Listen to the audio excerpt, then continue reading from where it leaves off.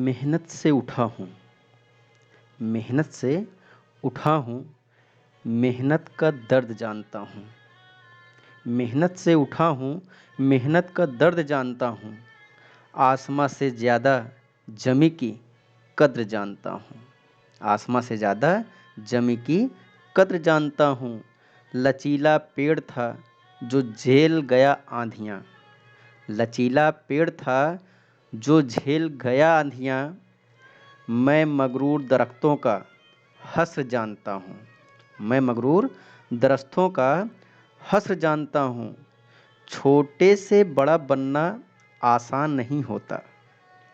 छोटे से बड़ा बनना आसान नहीं होता। ज़िंदगी में कितना ज़रूरी है सब्र जानता हूँ। ज़िंदगी में कितना ज़रूरी है सब्र जानता हूँ। मेहनत बढ़ी तो किस्मत भी बढ़ चली। मेहनत बढ़ी तो किस्मत भी बढ़ चली। छालों में छुपी लकीरों का असर जानता हूँ। छालों में छुपी लकीरों का असर जानता हूँ। कुछ पाया पर अपना कुछ नहीं माना। कुछ पाया पर अपना कुछ नहीं माना। क्योंकि आखिरी ठिकाना मेरा क्योंकि आखिरी ठिकाना मेरा मिट्टी का घर जानता हूँ। नमस्कार, मैं आप सबका दोस्त बलराम सिंह एक बार फिर से संस्कार कंपटीशन क्लासेज के इस यूट्यूब चैनल पर आप सभी मित्रों का हार्दिक स्वागत करता हूँ। हमने यह जो जीके जीएस की श्रृंखला चला रखी है, उसके अंतर्गत आज हम 7वां वीडियो लेकर के आए हुए हैं, जिसका शीर्षक है पर्यावरण से संबंधित महत्वपूर्ण प्रश्न। तो यह जो वीडियो है, आज का यह जो वीडियो है, यह वीडियो किसी भी वनडे एग्जाम के लिए बहुत ही महत्वपूर्ण वीडियो है। आइए इस वीडियो की शुरुआत करते हैं। पृथ्वी के चारों ओर गैस का जो आवरण है, पृथ्वी के चारों ओर यह जो गैसीय आवरण है, उसे हम किस नाम से जानते हैं? तो हमारे चारों ओर जो गैसीय आवरण है, उसी को हम वायुमंडल कहते हैं। वायुमंडल हमारी तरफ चारों तरफ का गैसीय आवरण है। अगला देखिएगा, वायुमंडलीय दाब का मापन किससे किया जाता है, या वायुमंडलीय दाब मापा जाता है? किससे मापा जाता है? बैरोमीटर से। बहुत फेमस क्वेश्चन, बहुत पूछा जाता है। वायुमंडलीय दाब मापा जाता है किससे? बैरोमीटर से। अगला क्वेश्चन देखिएगा, वायुमंडलीय दाब का एसआई मात्रक क्या है? वायुमंडलीय दाब का एसआई मात्रक क्या है? तो वायुमंडलीय दाब का एसआई मात्रक क्या है? बार है। क्या है? बार। वायु में कौन कौन सी गैस पाई जाती है? तो ये जो वायुमंडल है, वायुमंडल में कौन कौन से गैसें पाई जाती हैं? तो देखिए, वायुमंडल में सबसे ज़्यादा नाइट्रोजन 78% सबसे ज़्यादा।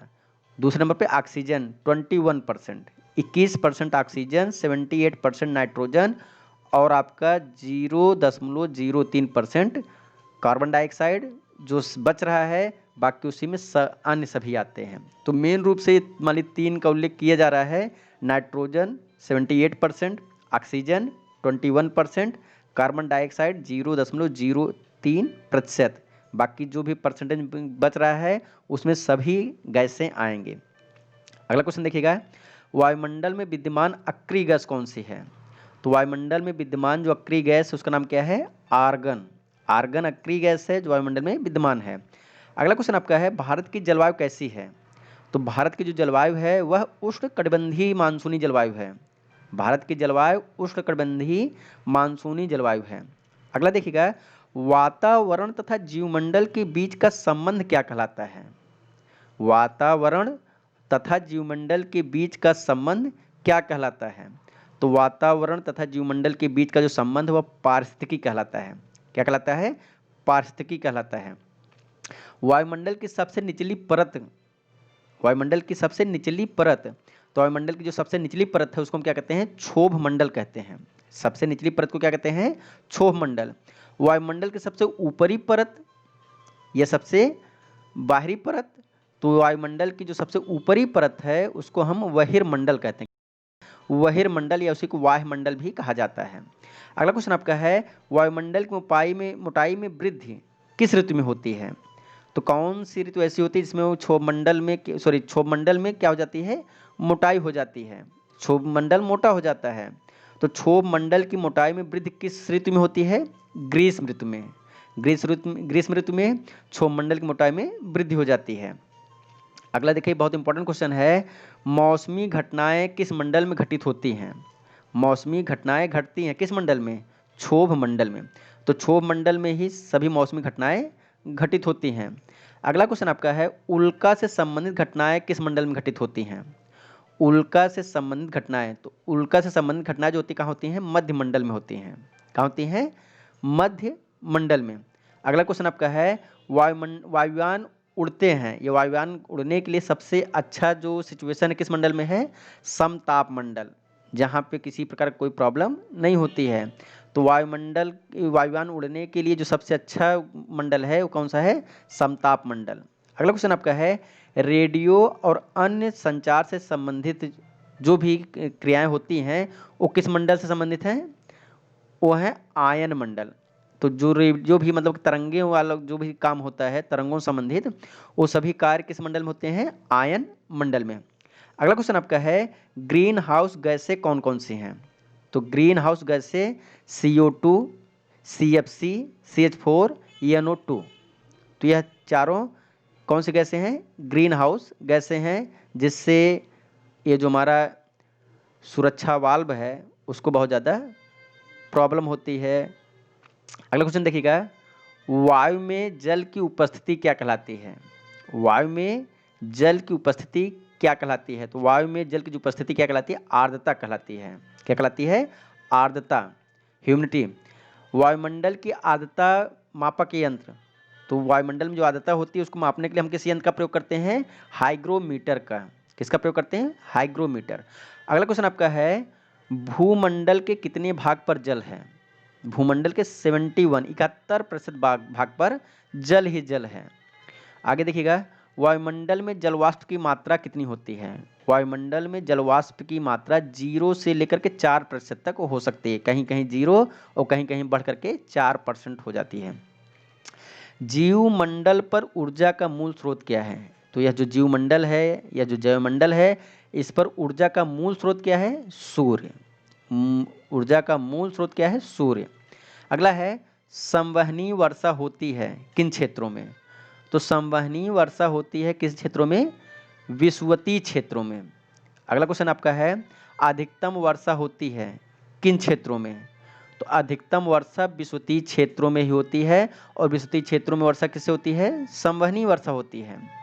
पछुआ पवनों के कारण क्या होता है? पछुआ हवाओं के कारण क्या होते हैं? तो पछुआ पवनों के कारण क्या होती है? चक्रवाती वर्षा होती है। चक्रवाती वर्षा किसकी वजह से होती है? पछुआ हवाओं की वजह से, पछुआ पवनों की वजह से चक्रवाती वर्षा होती है। न्यूनतम वर्षा कहाँ पर होती है? तो न्यूनतम वर्षा ध्रुवीय क्षेत्रों में होती है। कहाँ पर होती है? मैक्सिमम वर्षा विषुवतीय क्षेत्रों में और न्यूनतम वर्षा ध्रुवीय क्षेत्रों में। अगला क्वेश्चन आपका है, पछुआ हवा क्या कहलाती है? बहुत ही फेमस क्वेश्चन है, बहुत पूछ जाता है। पछुआ पवन को गरजता चालीसा कहते हैं। पछुआ पवन क्या कहते हैं? गरजता चालीसा। क्योंकि आपने देखा है ये चक्रवाती वर्षा कराता है, जिसमें बहुत ज़्यादा बादल गरजते बरसते हैं। अगला देखिएगा, फेरल का नियम किससे संबंधित है? फेरल का नियम, तो फेरल का नियम का संबंध किससे है? पवनों की दिशा से। फेरल का जो नियम है, फेरल का नियम का संबंध किससे है? पवनों की दिशा से। अगला क्वेश्चन आपका है, महासागरों की औसत गहराई कितनी होती है? महासागरों की औसत गहराई 4000 मीटर होती है। कितनी होती है? 4000 मीटर। अगला है, समुद्री जल की औसत लवणता कितनी होती है? समुद्री जल की औसत लवणता कितनी होती है? तो समुद्री जल की औसत लवणता 35% होती है। कितनी होती है? 35%। अगला क्वेश्चन आपका है, समुद्री जल में पाया जाता है, तो समुद्री जल में क्या पाया जाता है? सोडियम क्लोराइड पाया जाता है। समुद्री जल में सोडियम क्लोराइड पाया जाता है। अगला है, सर्वाधिक लवणता किसकी है? सर्वाधिक लवणता किसकी है? तो सर्वाधिक लवणता जो है वान झील है, जो कि कहाँ पर है? तुर्की में है। वान झील कहाँ पर है? तुर्की में है, जिसकी लवणता 330% है। कितना है? 330% वान झील। अगला है, जल राशि का स्वच्छ जल भाग कितना है? जो टोटल जल है उस जल में कितना जल ऐसा है जो स्वच्छ है, जो पीने योग्य है? तो टोटल जो जल है, आपने भी देखा कि भूमंडल के 71% भाग पर जल है, लेकिन 71% भाग पे जो जल है वह जल हमारे पीने योग्य नहीं है। उसमें 2 जो हमारे पास जो टोटल मतलब कि वाटर है उसमें 2.5% ही यूजफुल है, ये हमारे लिए पीने योग्य है। अगला देखिएगा, ग्रेनाइट, डोलेराइट और बैसाल्ट ये सभी किस प्रकार की चट्टानें हैं? तो ग्रेनाइट, डोलेराइट और बैसाल्ट ये सभी कैसे चट्टानें हैं? आग्नेय चट्टानें हैं। कैसी चट्टानें हैं? आग्नेय चट्टानें। अगला देखिएगा, सैल, चूना पत्थर, कांग्लोमरेट और कोयला ये सभी किस प्रकार की चट्टानें हैं? ये सभी किस प्रकार पत्थर हैं? तो ये सभी अवसादी चट्टानें हैं। किस प्रकार के हैं? अवसादी, मतलब अवसादों के जमने से बने हुए हैं। अगला देखिएगा, नाइस, स्लेट और संगमरमर। नाइस, स्लेट और संगमरमर यह किस प्रकार की चट्टानें हैं?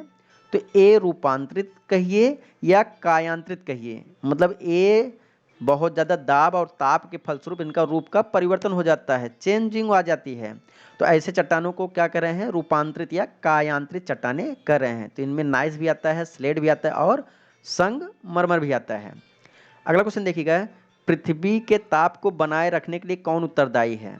पृथ्वी का जो टेम्परेचर है उसको बनाए रखने के लिए CO2 प्लस जो जलवाष्प है वह इसके लिए उत्तरदायी है। तो पृथ्वी के ताप को बनाए रखने के लिए CO2 एवं जो जलवाष्प है ये उसके लिए उत्तरदायी है। आगे चलते हैं, क्वेश्चन नंबर 36, सूर्य से आने वाली पराबैंगनी किरणों को अवशोषित करता है, कौन करता है? ओजोन परत। कौन करता है? ओजोन परत। अभी मैंने इसके विषय में चर्चा की है। यह जो ओजोन परत है इसी को पृथ्वी का सुरक्षा वाल्व कहा जाता है, सुरक्षा कवच कहा जाता है। आगे देखिएगा, ओजोन परत मापने की इकाई क्या है? बहुत ही इंपॉर्टेंट क्वेश्चन है, बहुत पूछा जाता है, बार बार आता रहता है। ओजोन परत मापने की इकाई क्या है? डाप्सन है। ओजोन परत मापने की इकाई क्या है? डाप्सन है। और आगे है, ओजोन परत को नष्ट करने वाली गैस कौन सी है?